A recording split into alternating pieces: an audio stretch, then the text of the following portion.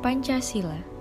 Pancasila tidak hanya sebagai dasar negara saja, tetapi Pancasila merupakan sebuah kristalisasi dari nilai-nilai yang lahir dari budaya luhur bangsa Indonesia dan juga menjadi salah satu bagian dari identitas bangsa Indonesia. Setiap sila mengandung makna yang mendalam, sehingga para generasi muda perlu untuk mengimplementasikannya secara konsekuen.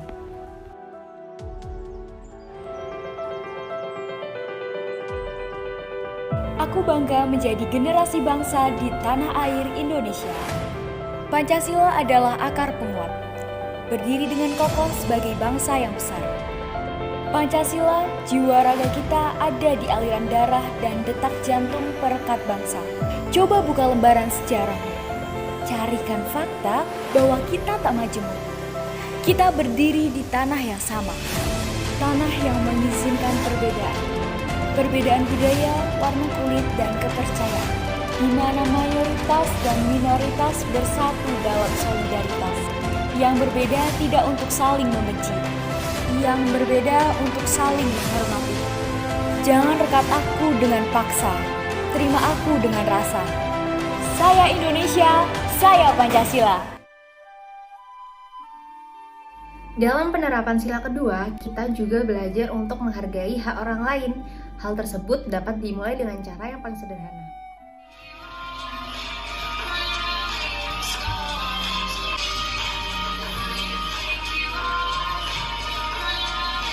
Ih, berisik banget sih.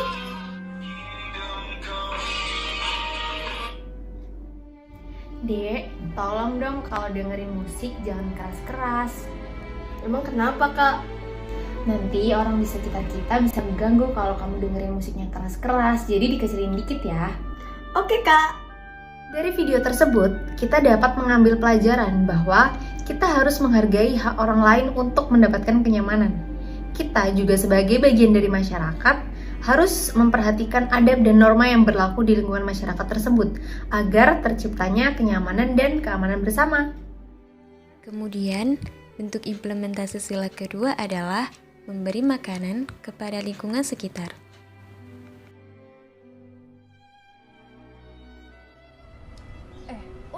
Kamu udah lihat story aku belum? Yang mana, Rin? Ini nih, katanya tuh orang-orang kalau abis vaksin jadi zombie loh. Ah, masa? Nggak mungkin lah. Semua vaksin yang udah diproduksi sama pemerintah itu pasti udah ngelewati uji laboratorium, jadi aman buat manusia. Masa sih? Iyalah, makanya kamu sebelum nyebarin informasi-informasi kayak gitu harus tahu kebenarannya gimana. Oke? Tidak boleh ditiru ya, karena kita sebagai warga negara Indonesia tidak boleh menyebar berita-berita yang tidak benar adanya atau bisa disebut dengan hoax. Karena itu bisa berakibat kesalahpahaman antara masyarakat dengan pemerintah dan bisa menimbulkan perpecahan antara pihak satu dengan pihak yang lain. Dan gak hanya itu aja loh, kita bisa dijerat pasal-pasal tertentu, jadi kalian bisa dipenjara. Nah, kita sebagai mahasiswa juga harus bisa menjaga persatuan dan kesatuan antara warga Indonesia. Dengan kita tidak menyebar hoax, kita dapat mencegah perpecahan antara bangsa Indonesia dan dapat menjaga persatuan dan kesatuan yang ada di dalam sila ketiga, yaitu berbunyi Persatuan Indonesia. Oh iya teman-teman, daripada kita menyebarkan hoax, mari kita mulai edukasi penanaman nilai nasionalisme dengan orang terdekat kita. Caranya mudah loh, lewat smartphone kita sudah bisa mengakses konten yang terkait dengan pemahaman nasionalisme dan patriotisme. Seperti ini.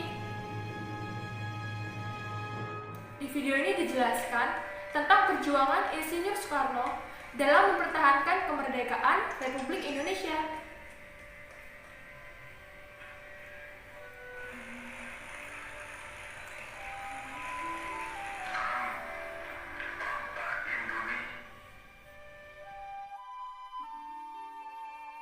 Pada sila keempat, kita belajar tentang menghormati orang lain, seperti contohnya menghormati karya orang lain melalui komentar-komentar kita. Nah, sebagai berikut ini adalah video pengamalan sila keempat. Di sini menunjukkan ada seseorang yang sedang melihat Facebook.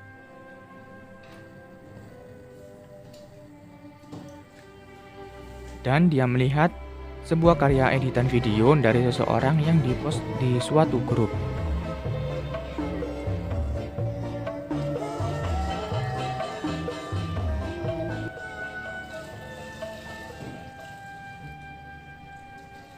Dan dilihatnya ada komentar yang menjelek-menjelekkan video tersebut. Komentar seperti ini tidak seharusnya dilontarkan kepada seseorang yang membuat karya, karena itu tidak menghargai atau tidak menghormati orang lain.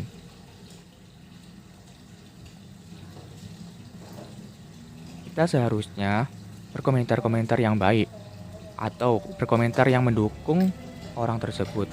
Seperti komentar terakhir itu contohnya. Penerapan lain dari sila keempat Pancasila adalah menyelesaikan masalah dengan bermusyawarah. Karena dengan bermusyawarah, kita juga menjunjung tinggi nilai demokrasi dan kepentingan umum.